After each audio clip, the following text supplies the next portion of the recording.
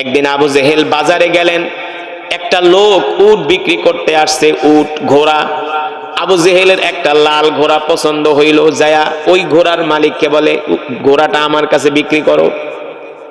বলে ঠিক আছে আবু জেহেল, তুমি মক্কার বড় নেতা, ঠিক আছে তোমার কাছে বিক্রি করলাম। কত দিরহাম? বলে 100 দিরহাম। কয়শো দিরহাম? বলে আবু জেহেল অর্থটা আগে আদায় করো, কারণ মনে মনে বলে আমি জানি তোমার স্বভাব চরিত্র। আবু জেহেল বলে শোনো, তোমাকে আমি 100 দিরহাম না আরো 10 দিরহাম বাড়ায় দিব, তুমি আমাকে ঘোড়াটা দিয়া দাও, আগামীকাল সকালবেলা আমার বাড়িতে যায় 110 দিরহাম নিয়ে আসবা। এই কথা বলে আবু জেহেল ওই ব্যক্তির থেকে ঘোড়াটা নিল। নেওয়ার পরে 2 দিন 3 দিন পর্যন্ত পাওনাদার আবু জেহেলের বাড়িতে যায়, আবু জেহেল আর ওই ঘোড়ার টাকা পরিশোধ করে না। হুমকি দামকি মানে এই পেটা কিসের টাকা পাবি, একদম পিটায় ফাটায় এলাম, গেলি আমি মক্কার বড় নেতা, আমার কাছে আইসস টাকা চাইতে। এখন তো বেচারি মক্কার গলিতে গলিতে ঘরে আবু জেহেলের শেষরাত থেকে তো টাকা আদায় করতে জুতা কয়েক জোড়া ক্ষয় হয়ে গেছে, কি টাকা আদায় করব। গেলে আবু জেহেল তরবারি বাই করে। এবার ওই লোক আবু লাহাবের কাছে যায়, আবু সুফিয়ানের কাছে যায়, ওলীদ ইবনে মুগিরার কাছে যায়, সবার কাছে যায়, ধর্ণা ধরে, বলে ও তোমরা মক্কার বড় বড় নেতা, আবু জেহেলের কাছে আমি ঘোড়ার টাকা পাই, দেয় না, একটু শোধ করে দাও, টাকাটা আমাকে আদায় করে দাও। আবু লাহাব আবু সুফিয়ান ডাক দিয়া বলে মিয়া তুমি আর লোক পাইলা না, আবু জেহেলের দিছো ঘোড়া পাখি। কে আমরা আবু লাহাব আবু সুফিয়ান তো দূরের কথা, আমাদের 14 গোষ্ঠী ওর থেকে টাকা আদায় করতে পারবো না। তবে শোনো, এই মক্কার জমিনে একজন ব্যক্তি আছে, ওই যে মসজিদের কোনায় বসে রয়েছে, তিনি কে? তিনি কে? আমাদের কলিজার টুকরা বিশ্বনবী রাহমাতুল লিল আলামিন। আল্লাহু আকবার। বলে শোনো, মক্কার বড় বড় নেতাদের পিছনে ঘুরা লাভ নাই, আবু জেহেলের কাছে সবাই ফেল, কেউ আবু জেহেলের থেকে তোমার টাকা আদায় করে দিতে পারবো না। যদি একজন ব্যক্তি পারে, সে হলো ওই যে আব্দুল্লাহর ছেলে মোহাম্মদ, আমাদের ভাতিজা। যাও যাও, ওই যে মসজিদের কোনায় বসে আছে, বাইতুল্লাহর কোনায়, তার কাছে যায় বলো। এবার লোকটা আস্তে আস্তে কইরা হাইটা আল্লাহর নবীর সামনে গেলেন। আল্লাহ রসুল দেখে একটা মুচকি হাসি দিছে। কেন আসছো, কেন আসছো? ওগো মুহাম্মদ শোনো, আবু জেহেল আমার থেকে একটা ঘোড়া বাকি নিছে, দাম ছিল 100 দিরহাম, বলছে আরো 10 দিরহাম বেশি দিবে পরের দিন, অর্থ নিলে পরের দিন।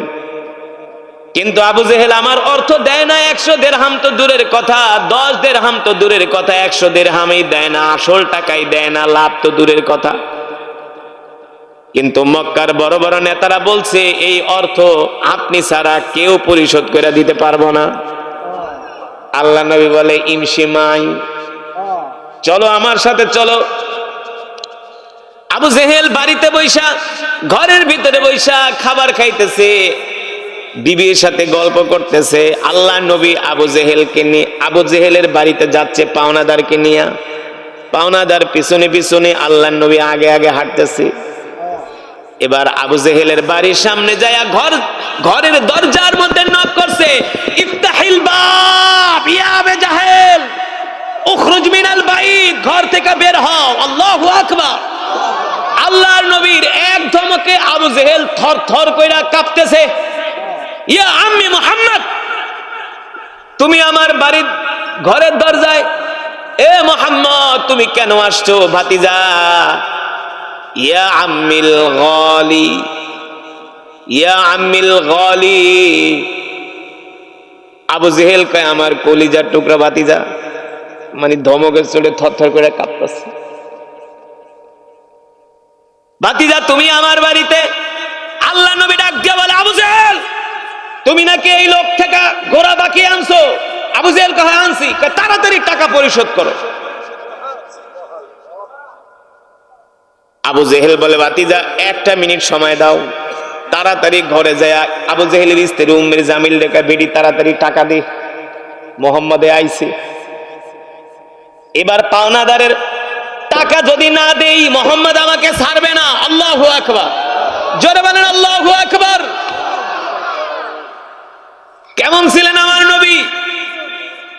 থরথর কইরা কাঁপতে কাঁপতে আল্লাহর নবীর কাছে আইসা বলে, না মুহাম্মদ, আমি আমার ঘোড়ার পাওনা টাকা পরিশোধ করে দিলাম। সুবহানাল্লাহ বলেন।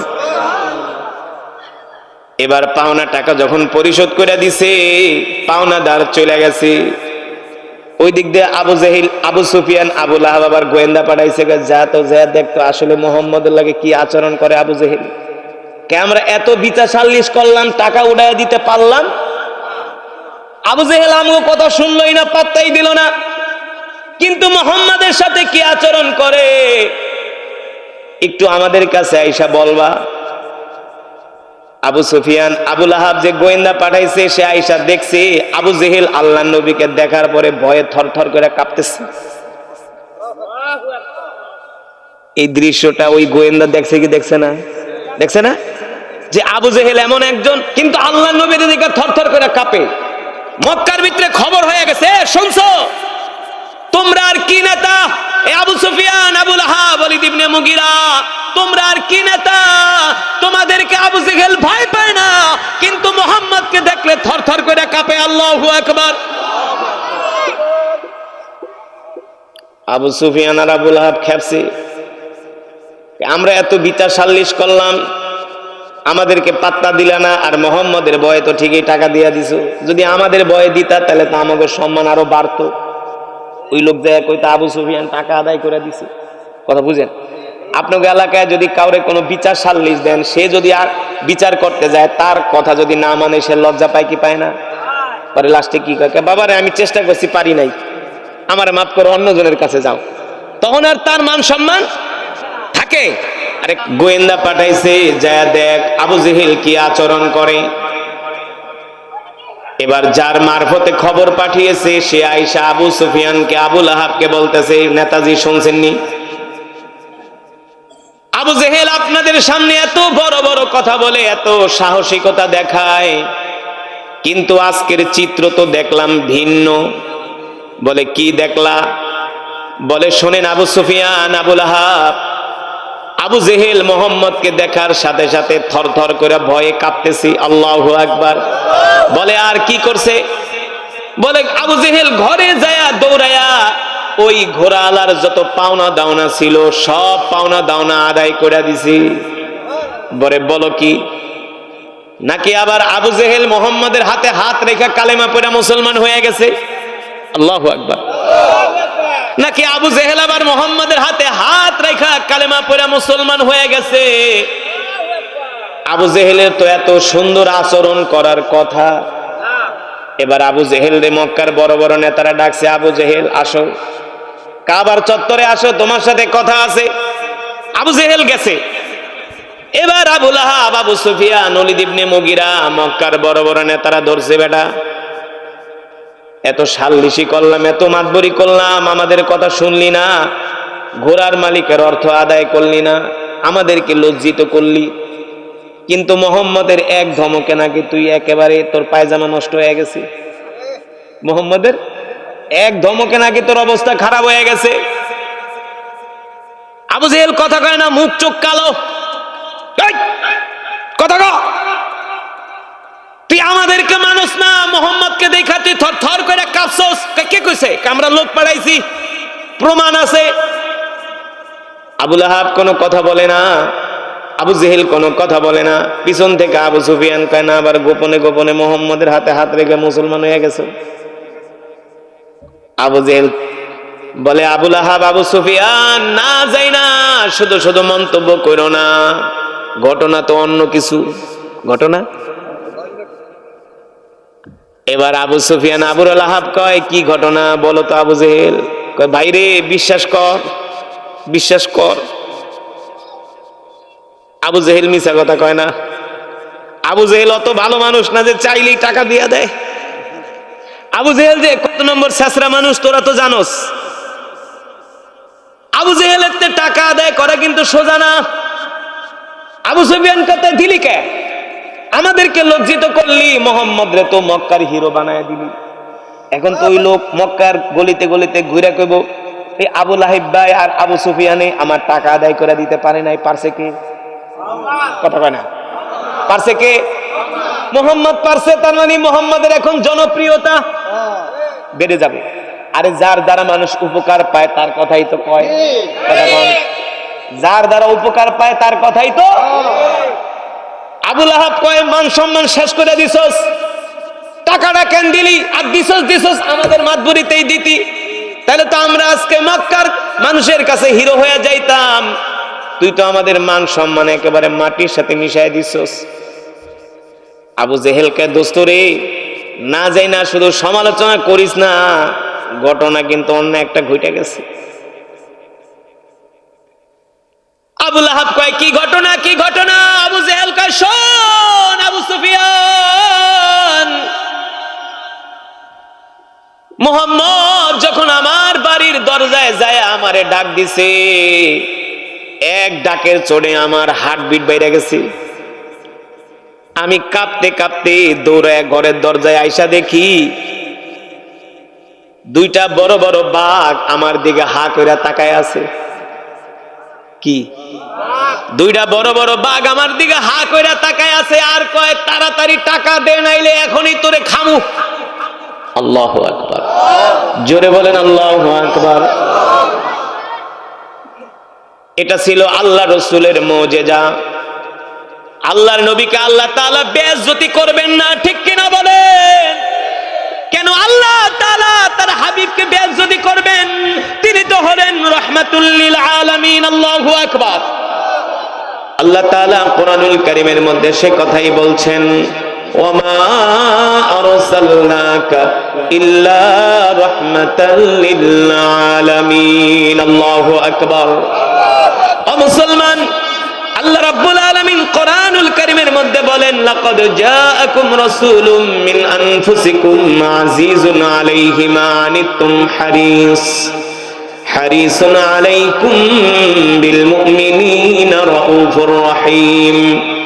ফাইন তাওয়াল্লাউ ফাকুল হাসবিয়াল্লাহু লা ইলাহা ইল্লা হু আলাইহি তাওয়াক্কালতু ওয়া হুয়া রাব্বুল আরশিল আযীম। আল্লাহ রাব্বুল আলামিন বলে, দুনিয়ার মানুষ, আমি আল্লাহ তোমাদের মধ্য থেকে তোমাদের জন্য এমন একজন নবী পাঠাইছি, যেই নবী কিনা তার জীবনের চেয়ে তোমাদেরকে ভালোবাসে। আল্লাহু আকবার। ও যুবক, মুসলমান, তোমার মায়ের চেয়ে তোমার বাবার চেয়েও আল্লাহ নবী তোমাকে ভালোবাসে। আমাদের মায়ের চেয়ে বাবার চেয়েও আল্লাহ নবী আমাদেরকে ভালোবাসি। এই কথা কি আমার কথা? কে বলছেন? আল্লাহ কোরআনুল কারীমের মধ্যে বলছেন, লাকাদ জাআকুম রাসূলুম মিন আনফুসিকুম আজিজুন আলাইহি মা আনিতুম হারিসুন আলাইকুম বিল মুমিনিনা রাউফুর রহিম। আল্লাহ রাব্বুল আলামিন বলেন, আমি তোমাদের জন্য এমন একজন নবী পাঠাইছি, যেই নবী কিনা তার জীবনের চেয়ে উম্মতকে ভালোবাসে। শুধু তার জীবনের চেয়ে উম্মতকে ভালোবাসে না, তার সন্তান ফাতেমার চেয়েও ভালোবাসে, স্ত্রীদের চেয়েও ভালোবাসে, তার চাচা আব্বাসের চেয়েও ভালোবাসে।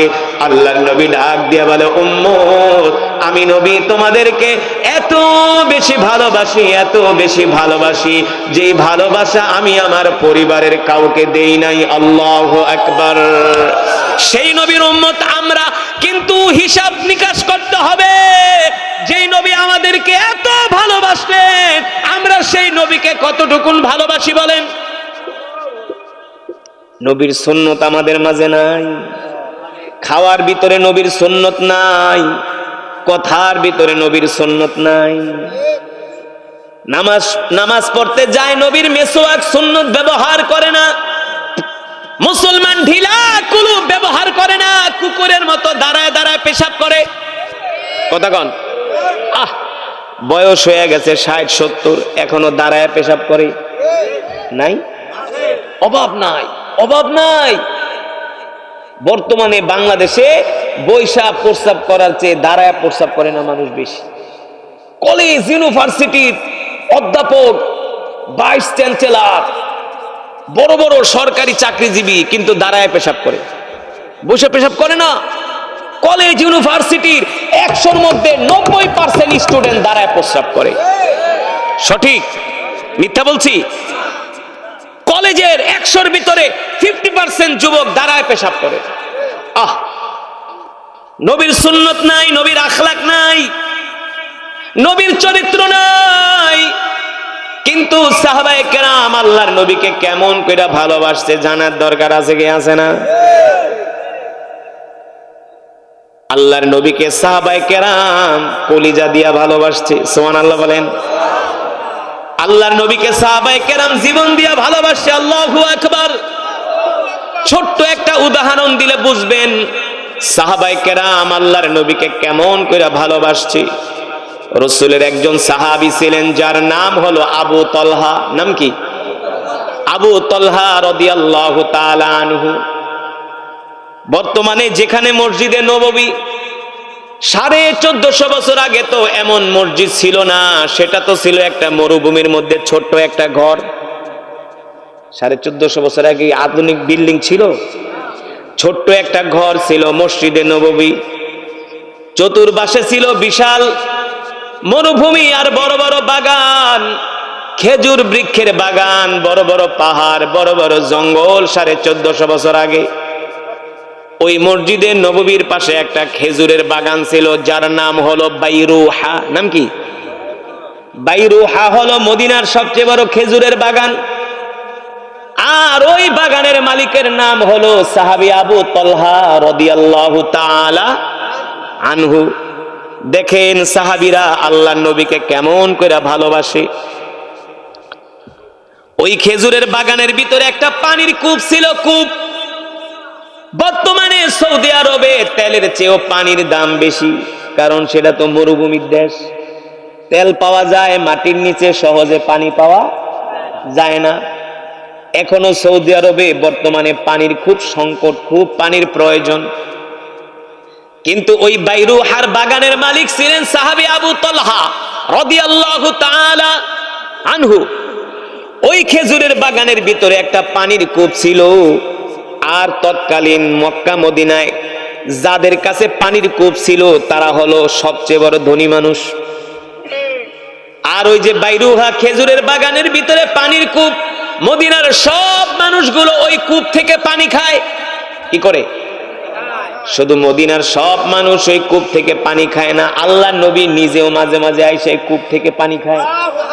আল্লাহর নবী স্বয়ং নিজে আসে বাইরুহায় কূপে, ওই খেজুরের বাগানে আইসা আল্লাহর নবী মাঝে মাঝে বিশ্রাম নেয় আর ওই কূপ থেকে পানি খায়। আল্লাহর নবী নিজেও পানি পান করে। কিন্তু আল্লাহ তাআলা কোরআনুল কারীমের আয়াত নাজিল করলেন, লান তানালুল বিররা হাত্তা তুনফিকু মিম্মা তুহিব্বুন ওয়া মা তুনফিকু মিন শাইইন ফাইন্নাল্লাহা বিহি আলিম। আল্লাহু আকবার। আল্লাহ তাআলা এই আয়াত নাজিল করে দিলেন, তোমরা ততক্ষণ পর্যন্ত পরিপূর্ণ ঈমানদার হইতে পারবা না, আল্লাহর মহব্বত পাইবা না, যতক্ষণ পর্যন্ত তোমাদের প্রিয় বস্তুটা আল্লাহর রাস্তায় কোরবানি না করবা। সুবহানাল্লাহ বলেন।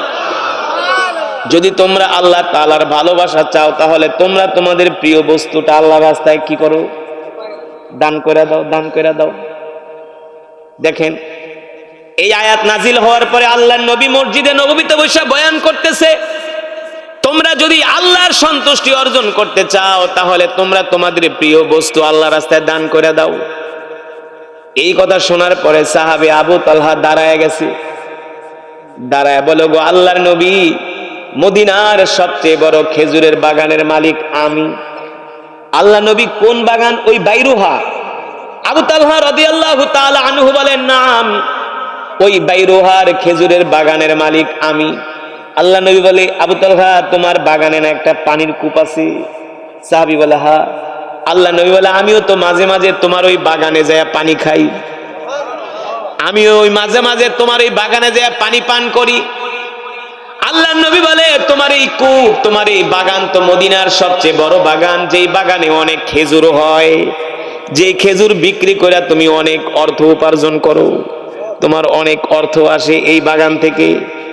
আবু তালহা রাদিয়াল্লাহু তাআলা আনহু বলে, ওগো আল্লাহর নবী, আমি আবু তালহা ঘোষণা করতেছি, আজকে যে কোরআনের আয়াত নাজিল হয়েছে, আমি আল্লাহ আল্লাহ রসুলের ভালোবাসা পাওয়ার জন্য, আল্লাহ আল্লাহ রসুলকে সন্তুষ্ট করার জন্য আমার প্রিয় কূপ, আমার প্রিয় কূপ, আমার প্রিয় বাগান বাইরুহা আমি আল্লাহ আল্লাহ রসুলের জন্য দান করে দিলাম। জোরে বলেন আল্লাহু আকবার। ওগো নবী, আমি আল্লাহ আল্লাহ রসুলের ভালোবাসার জন্য আমি আমার প্রিয় কূপ, প্রিয় বাগান আল্লাহ রাস্তায় দান করে দিলাম। আল্লাহ নবী বলে, বলো কি? বলে, হ্যাঁ। আল্লাহ রসুল বলে, আরেকবার চিন্তা করো, এত বড় বাগান দান করবা? আল্লাহ রসুল দেখতেছে সাহাবী মনের তামান্না, মনের ইচ্ছা। সাহাবী বলে, আল্লাহ নবী বলেন কি? শুধু বাইরুহা না, এই বাইরুহার মতো আরো বড় বড় বাগানা যদি আমার কাছে থাকতো, আমি সব আল্লাহ আল্লাহ রসুলের জন্য দান করে দিতাম। কেমন করে ভালোবাসতো হযরত সাহাবায়ে কেরাম, কতটা মহব্বত করতেন আল্লাহ আল্লাহ রসুলকে। শুধু এখানেই শেষ না, আজকে তো আমরা পৃথিবীতে মানুষকে নেতা মনে করি না, আমরা যাদেরকে নেতা মনে করি আসলে তাদের চরিত্রের কোনো ঠিক নাই। আমরা মিছিল করি, আমার নেতার চরিত্র ফুলের চেয়ে পবিত্র, নামাজ পড়ে না, স্লোগান দেয়, ভাইজান বলতেছে স্লোগান দেয়, আমার নেতার চরিত্র ফুলের মতন পবিত্র, মাগার নামাজ পড়ে না। একক তো, যতক্ষণ বয়ান চলবে ততক্ষণ ময়দান কাঁপবে। রাজি আছেন? রাজি আছেন? যাতে করে আশেপাশের মানুষগুলো বোঝে এখানে কিছু আল্লাহর পাগলেরা বসে আছে। আমরা কার পাগল? আরো জোরে বলেন, কার পাগল? আমরা কি দুনিয়ার পাগল, নারীর পাগল, বাড়ির পাগল, ক্ষমতার পাগল, সম্পদের পাগল? কার পাগল? দুনিয়ার মানুষ আমাদের পাগল বলে বলুক, তাতে আমাদের কিছু যায়। আমরা আল্লাহর পাগল হতে চাই, ঠিক কিনা বলেন? আর আল্লাহর পাগলেরা আল্লাহ তাআলার কথা শুনলে পাগল আর বেকারার হয়ে যায়, ঠিক থাকতে পারে না, ঠিক কিনা বলেন? এই কারণে যতক্ষণ বয়ান চলবে 6 গ্রামের মানুষ মাইকের আওয়াজ শুনে বুঝবো যে না, আজকে একটা মাহফিল হইতেছে কোটবাড়ি এলাকায়। আমি যে আপনাদের এলাকায় আসছি, খুশি নাকি বেজার? খুশি হয়েছেন? বাংলাদেশের এমন কোন বড় মাহফিল নাই যেখানে আমি দাওয়াত পাই না বা আমি যাই না। সেই চরমনার ময়দান বলেন, সেই হাটাজারি মাদ্রাসা বলেন, লালবাগ মাদ্রাসা বলেন, সেই মোহাম্মদপুর জামিয়া রহমানিয়া বলেন, এইদিকে সেই ফরিদপুরের গোহারডাঙ্গা বলেন, বাংলাদেশের সব বড় বড় এই বাহাদুরপুরে, সব জায়গায় আপনাদের এই এলাকাটায় এই মাহফিলটা শুধু নিয়েছি আপনাদের এলাকার, অত্র এলাকার সুনামধন্য আলেম মাওলানা সেলিম সাহেব, হাফেজ মাওলানা সেলিম সাহেব, তার রিকোয়েস্টে যে হুজুর আমাদের এলাকায় একটু চলেন। এর বাড়ি এটা, কিন্তু আমি জানি যে মাদারীপুরের মাহফিলের অবস্থা বেশি ভালো না, তারপরও আসছি। খুশি হয়েছেন তো? আপনাদের যে কোরআন শুনেছি খুশি হয়েছেন তো? আরে মিয়া, খুশি কেন হইবেন না বলেন? এই মাহফিলে যারা আসতেন, আমি যে কোরআন পড়ছি আপনারা শোনার কারণে এক এক হরফে 10টা করে নেকি পেয়েছেন। সুবহানাল্লাহ বলবেন না? শুধু এখানেই শেষ না, আমি যদি 10,000 শব্দ পড়ি, 10,000-কে 10 দিয়া গুণ দেন, নগদ 1 লক্ষ নেকি পেয়েছেন। যদি 20,000 শব্দ পড়ি, 10 দিয়া গুণ দেন, নগদ 2 লাখ নেকি পেয়েছেন। শুধু এখানেই শেষ না, এই মাহফিলে যারা উপস্থিত হয়েছেন সকলেই 1 খতম করে কোরআন শরীফের সওয়াব পাইছেন। 1 খতম করে করে কোরআনুল কারীমের সওয়াব পাইছেন। কিভাবে বলেন তো? মাশাআল্লাহ, আমি সূরা ইখলাস 3 বার পড়েছি। হাদিস শরীফে এসেছে, সাহাবী আবু সাঈদ আল খুদরি রাদিয়াল্লাহু তাআলা আনহু থেকে হাদিসটি বর্ণিত। আল্লাহর নবী বলেন, কেউ যদি সূরাতুল ইখলাস 3 বার তেলাওয়াত করে, আল্লাহ তাআলা তার আমলনামায় পূর্ণ 1 খতম কোরআনুল কারীমের সওয়াব দান করে। এই মজমায় আসার কারণে এই ছোট বাচ্চাটা ও 1 খতম করে কোরআনুল কারীমের সওয়াব পেয়েছে। তার মানে আজকের এই মাহফিলে কয়েক শত খতমে কোরআনের সওয়াব হয়েছে, ঠিক কিনা বলেন? মা বোনরা যারা আশেপাশে থেকে শুনতেছেন, মা বোনরাও পেয়েছেন। তার মানে এতগুলো খতমে কোরআনের সওয়াব আজ পর্যন্ত এলাকায় কমই হয়েছে। তো এই মজমার মধ্যে যদি দোয়া করা হয়, আল্লাহ দোয়া কি ফিরায় দিবে? আপনাদের দিল কি বলে? আল্লাহ এই দোয়া ফিরায় দিতে পারে? আমার দিল বলে পারে না। নিশ্চয় আল্লাহ তাআলা আজকে আমাদের দোয়া কবুল করবেন, এই করবেন ইনশাআল্লাহ। আমরা আল্লাহ তাআলার কাছে দোয়া করি, মালিক এই খতমে কোরআনের সওয়াব আমাদের মা বাবার কবরে পৌঁছায়া দেন। আরো জোরে সরে বলি আমিন। এখন বলেন, বর্তমানে যদি এই মাহফিলে আসার কারণে না এক খতম করে কোরআনের সওয়াব পাইছেন, বর্তমানে এক খতম কোরআন খতম পড়াইতে গেলে কি দরকার বলেন? কি লাগে? কি লাগে? অনেক কিছু লাগে। এক খতম কোরআন পড়াইতে হইলে কমসে কম 10 জন ইমাম দাওয়াত দিতে হয়। কয়জন লাগে না? 10 জন ইমাম 3 পারা করে যদি কোরআন পড়ে, তাও 1 থেকে 1.5 ঘন্টা 2 ঘন্টা সময় লাগে। 10 জন ইমামের কম যদি দাওয়াত দিয়া খতম পড়ান, তারা যদি 1-1.5 ঘন্টায় খতম পড়ে, তাইলে বুঝবেন যে ডাল মে কুছ কালা হে, ঠিক মতো আদায় করে নাই। একবারে সত্য কথা। 10 জন ইমাম দাওয়াত দিলে 1.5-2 ঘন্টা লাগে 3 পারা করে কোরআন পড়তে। মিনিমাম 1.5 ঘন্টা লাগবে 3 পারা কোরআন পড়তে, একবারে তার তিলের সাথে সহি কইরা। তো 10 জন ইমাম দাওয়াত দিলেন, ইমাম সাহেবকে আপনার বাড়িতে এসে মাগনা কোরআন পড়ে যাব, খায়ালে কাম নাই। উত্তর পাড়ার ইমাম কইব মিয়া আমার সময় নাই, দক্ষিণ পাড়া কইব দৌড়ে যান, পশ্চিম পাড়ার ইমাম কইব ঠিক আছে যাইতে পারি, তো দেশি মুরগি ঠুরগির ব্যবস্থা করো, আবার ব্রয়লার ঠয়লার খাওয়ায়ও না। আর এক ইমাম কইব আমার ডায়াবেটিস, একটু দেশি গরুর দুধ দিয়ে একটু মিষ্টান্ন রাইন্দ। যদিও আমাদের দক্ষিণবঙ্গের মানুষ আলহামদুলিল্লাহ অনেক মেহমানদারিতে তারা খুব আগায়া। আমি ওই দক্ষিণবঙ্গেরই মানুষ, আমার বাড়ি শরীয়তপুরে। বাংলাদেশে আমি যত জেলায় ওয়াজ করতে যাই, আমি বক্তাকে জিগাই, ওই মিয়া পদ্মার ওই পারে গেছেন কেমন লাগছে? কয় হুজুর পদ্মার ওই পারের মানুষগুলো খুব ভালো। 1 নম্বরে তাদের রান্না ভালো, আমাদের এই দক্ষিণ অঞ্চলের রান্না মজা। ওই চিটাগাং সিলেটে গেলে আপনি খাওয়ান মুখেও দিতে পারবেন না। আমি চিটাগাং সিলেট ওয়াজে গেলে রোজা রাখি, রোজা কি করুম, খাইতে পারি না, ডায়রিয়া হয়ে যায়। আর আমাদের দেশে মেহমানদারি করতে গেলে কম হলে আমরা 10টা আইটেম রাখি। আমার বাড়িতে ওয়াজ করাই, যেই বক্তা যায় 30 আইটেমের খাওয়ান দেয়, খায়া খায় হুজুর ওয়াজ আর করুম কি, খাইতে খাইতে অবস্থা খারাপ। তা আমাদের দক্ষিণ অঞ্চলের মানুষ হলো শিক্ষিত, ভদ্র, মেহমানদের ভালোবাসে। আলেম তোবারক আছে, কিন্তু কেউ তোবারকের জন্য আসে নাই। যখন পোস্টারে দেখছে একজন কোরআনের কারি আসবে না, কোরআন তেলাওয়াত শোনার জন্য, কলিজাকে ঠান্ডা করার জন্য কোরআনের মাজমায় এসেছে, ঠিক কিনা বলেন? কিন্তু অনেক গরু খাওয়া মুসলমান, অনেকেই 2-4 কিলো দূর থেকে আসছে, পায়ে হাইটা আসছে, যায় দেখেন মসজিদ থেকে পাশে বাড়ি, মাহফিলের প্যান্ডেল থেকে 100 গজ 200 গজ, সেও আসতে পারে নাই। কথাগণ কিভাবে আসবে? কিভাবে আসবে? তার দিলের মধ্যে আল্লাহর মহব্বত নাই, আল্লাহর কোরআনের মহব্বত নাই, ঠিক কিনা বলেন? অথচ যুবক মুসলমান এই কোরআনের জন্য আল্লাহর নবীর সাহাবীরা জীবন দিছে, ঠিক কিনা বলেন? এই কোরআনের জন্য আল্লাহর নবী উহুদের ময়দানে দান মোবারক শহীদ করছে, একমাত্র কোরআনের জন্য, এই কোরআনের জন্য। আমি যে আপনাদের সামনে কোরআন পড়লাম, আপনারা শুধু শুনছেন, এক এক হরফে 10টা কইরা নেকি পাইছেন। কয়টা কইরা নেকি? জোরে বলেন, কয়টা কইরা নেকি? আল্লাহ তাআলা কোরআনুল কারীমের মধ্যে বলছেন, ওয়া ইযা তুলিয়াত আলাইহিম আয়াতুহু যাদাতুহুম ঈমানা। আল্লাহু আকবার। আল্লাহ তাআলা বলেন, নবী দুনিয়ার মানুষদেরকে বলে দেন, আমি আল্লাহ আপনার উপর যেই কোরআন নাজিল করছি, এই কোরআন যখন আমার বান্দা তেলাওয়াত করে, তেলাওয়াত শুনে, তখন আমি আল্লাহ আমার বান্দার ঈমান বাড়ায়া দেই। কি বাড়ায় দেই? ঈমান বাড়ায় দেই। এই কোরআন শুনলে ঈমান বাড়ে, এই কোরআন শুনলে গুনাহ মাফ হয়, ঠিক কিনা বলেন?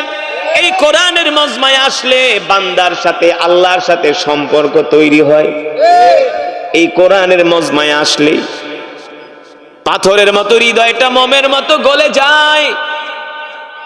এই কারণে আল্লাহ তাআলা কোরআনুল কারীমের মধ্যে বলছেন, ওয়া নুনাজ্জিলু মিনাল কুরআনি মা হুয়া শিফাa'un ওয়া রাহমাতুল লিল মুমিনিন ওয়া লা ইয়াজিদুয যালিমিনা ইল্লা খাসারা। এ যুবক, আজকে তুমি কোরআনের মাজমায় আসো না, তোমাকে মসজিদে পাওয়া যায় না, দ্বীনের কাজে পাওয়া যায় না। কিন্তু যুবক, তুমি জানো না এই কোরআনের জন্য আল্লাহ রাসূলের কত সাহাবীরা যারা ছিলেন বড় লোকের সন্তান, যাদের বাবা ছিল মক্কার সবচেয়ে বড় মিলিনিয়ার ব্যবসায়ী, এমন ধনী মানুষের সন্তানরা শুধু আল্লাহর নবীর জমানে কোরআন শুনা তারা কালেমা পড়া মুসলমান হয়ে গেছে। এই কোরআন শুনা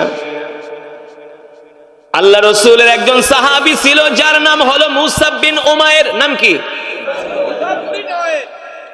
আল্লাহ রাসূলের একজন জালিল কদর সাহাবী যার নাম হলো মুসাব বিন উমাইর রাদিয়াল্লাহু তাআলা আনহু। এই মুসাব বিন উমাইর ছিলেন মক্কার সবচেয়ে বড় ধনী মানুষ, তার সন্তান। সুবহানাল্লাহ বলেন। আপনারা তো কোরআনের মজমায় আসতেন, কোনো কষ্ট করতে হয় নাই, কেউ আপনাদেরকে আসার জন্য বাধা দেয় নাই।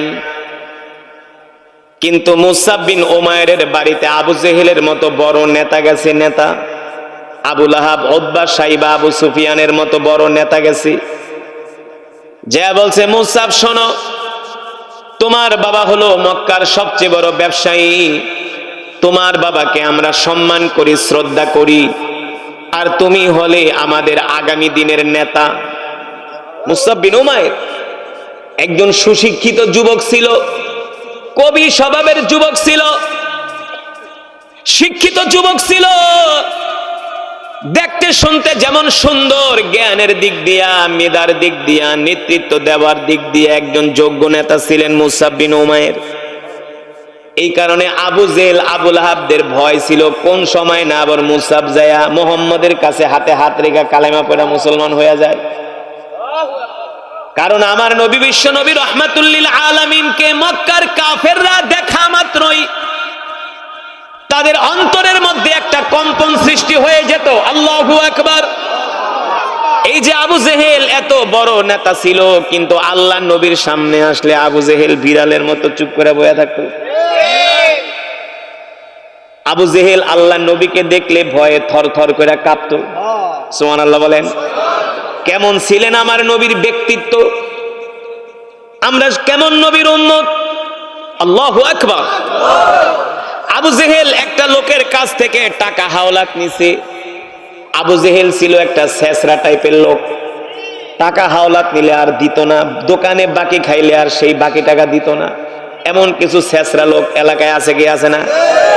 দেখবেন টাকা হাওলাত নেওয়ার সময় আপনার বাড়িতে 10 বার আসে, টাকা হাওলাত নেওয়ার আগে আপনার জন্য ইলিশ মাছ নিয়ে আসে, আর টাকা নিতে পারলে আর আপনার খবর রাখে না। আবু জেহেল ছিলেন এই টাইপের লোক। মক্কার মানুষের কাছ থেকে অনেক কিছু হাওলাত নিত, টাকা নিত, অর্থ নিত, কিন্তু আবু জেহেল দিত না। কুল আউযু বিরাব্বিন নাস মালিকিন নাস ইলাহিন নাস মিন শাররিল ওয়াসওয়াসিল খান্নাসিল্লাযী ইউওয়াসওয়িসু ফি সুদুরিন নাস মিনাল জিন্নাতি ওয়ান নাস মিন শাররিল ওয়াসওয়াসিল খান্নাস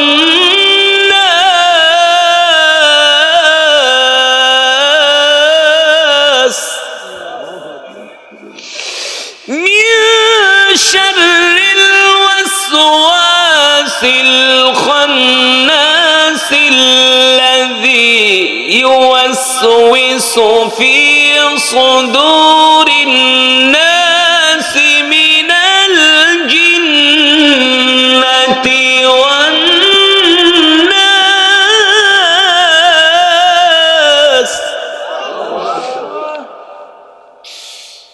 وما في الأرض وإن تبدوا ما في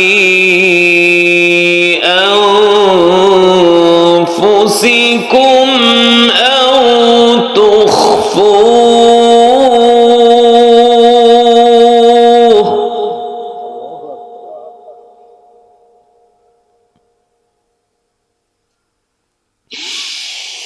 وما في الأرض وإن تبدوا ما في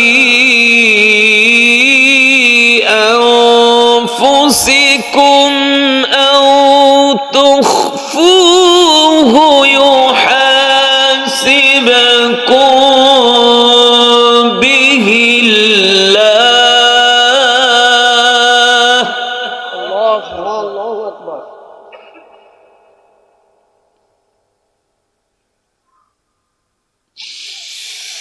فيغفر لمن يشاء ويعذب من يشاء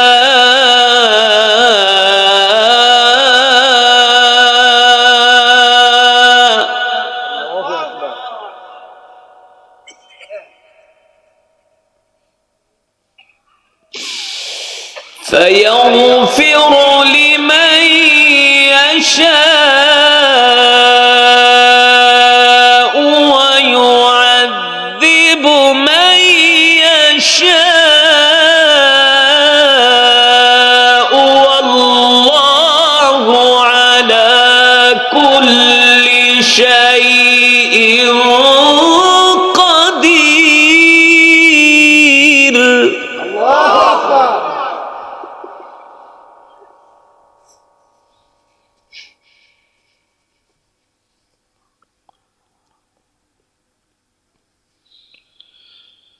والله على كل شيء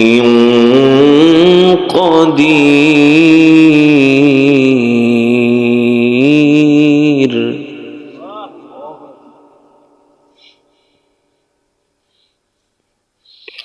والله على كل شيء قدير.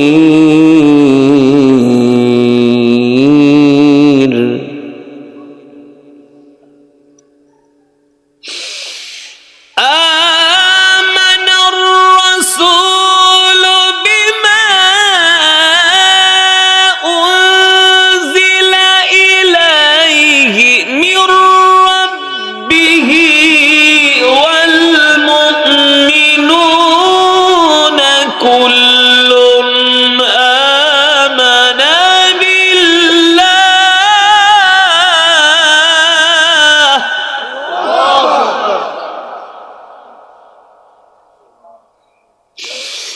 كل آمن بالله وملائكته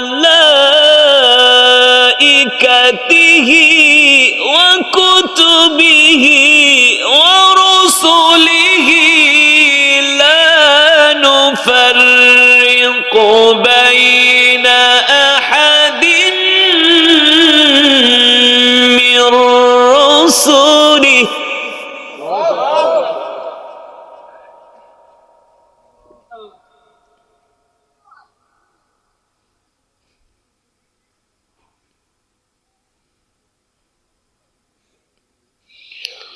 لا نفرق بين أحد من رسله. لا نفرق بين أحد من رسله وقالوا سمعنا وأطعنا.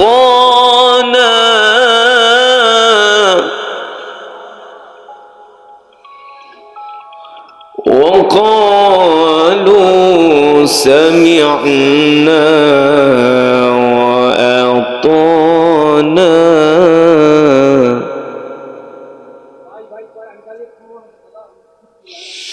لا نفرق بين أحد من رسله وقالوا سمعنا وأطعنا غفرانك ربنا وإليك المصير.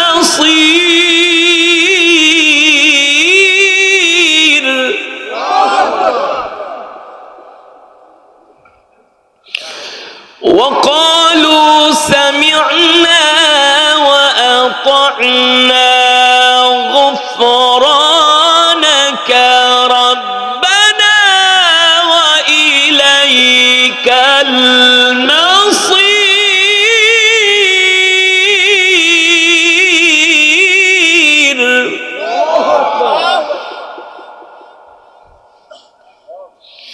وقالوا سمعنا وأطعنا غفرانك ربنا وإليك المصير.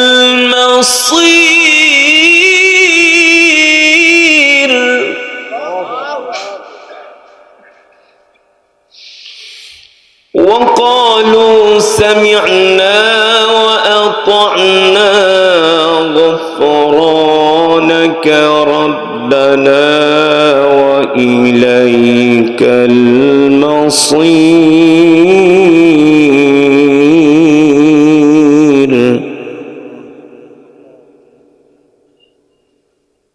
لا يكلف الله نفسا إلا وسعها. لا يكلف الله نفسا إلا وسعها لها ما كسبت وعليها ما اكتسبت. ربنا لا تؤاخذنا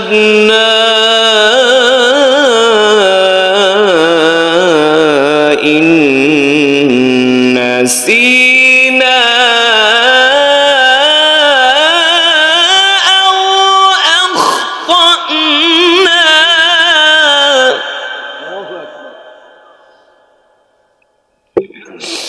ربنا ولا تحمل علينا إصرا كما حملته على الذين من قبلنا.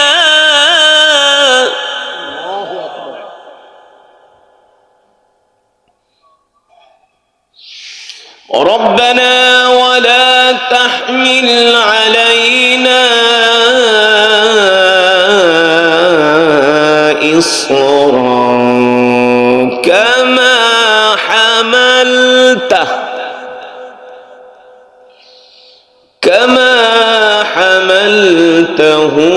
على الذين من قبلنا.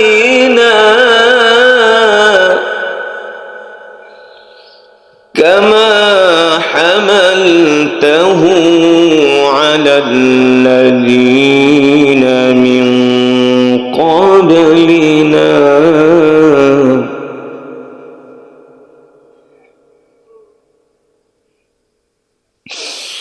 ربنا ولا تحملنا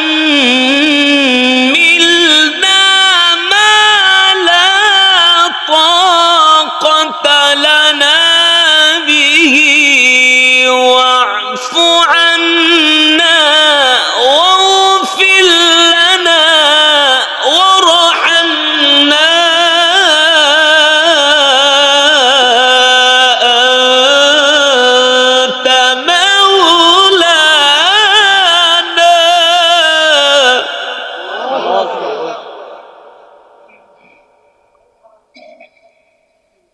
أنت مولانا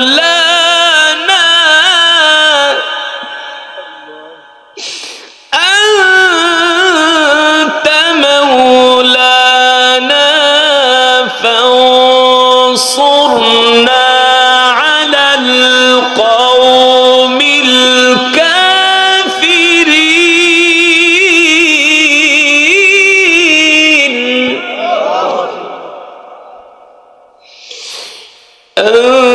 أنت مولانا فانصرنا على القوم الكافرين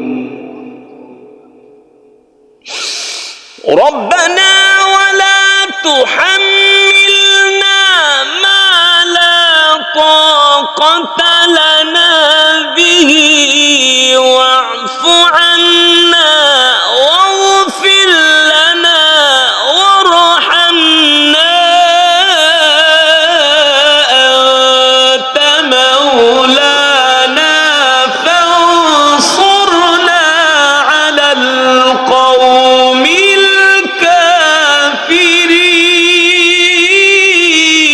الكافرين أنت مولانا فانصرنا على القوم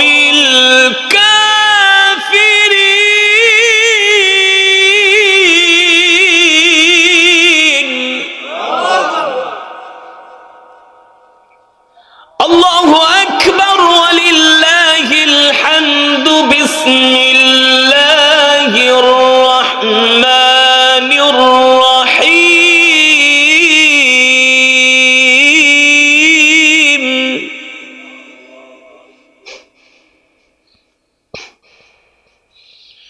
بسم الله الرحمن الرحيم قل هو الله أحد الله الصمد لم يلد ولم يولد لم يلد ولم يولد ولم يكن له كفوا أحد بسم الله الرحمن الرحيم أي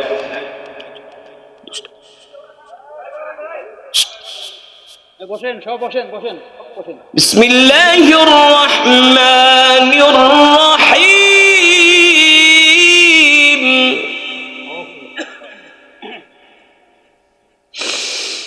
قل هو الله أحد الله الصمد لم يلد ولم يولد ولم يكن له كفوا أحد بسم الله الرحمن الرحيم قل هو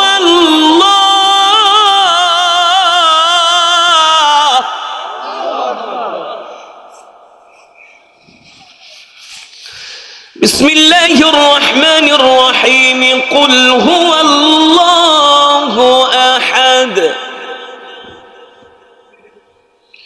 الله الصمد لم يلد ولم يولد لم يلد ولم يولد ولم يكن له كفوا أحد بسم الله الرحمن الرحيم بسم الله الرحمن الرحيم قل هو الله أحد الله الصمد لم يلد ولم يولد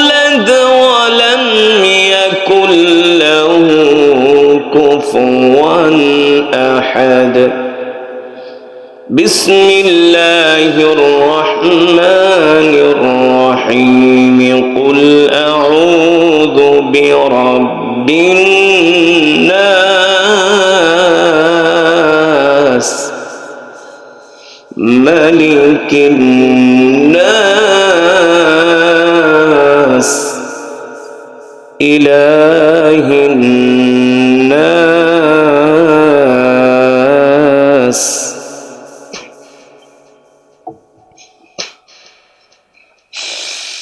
माने की ये हाल तेरा चाल है मकसूद तेरा माल है ठीक है ना ना হাদিয়া দিবেন হাদিয়া দেওয়া নেওয়া কি সুন্নাহ হাদিয়া দিবেন তার মানে আপনাদের বুঝাইতে আমি এটাই বুঝাতে চাচ্ছি বর্তমানে এক খতম কোরআন পড়াইতে গেলে কম হইলো 20,000 টাকা খরচ আছে কিন্তু আপনারা একটু কষ্ট করে খালি আজকের মাহফিলে আসছেন একটু বসছেন এক খতম করে কোরআনের সওয়াব পাইছেন খুশি নাকি বেজার বলি আলহামদুলিল্লাহ আল্লাহ কবুল করে নেন বলি আমিন।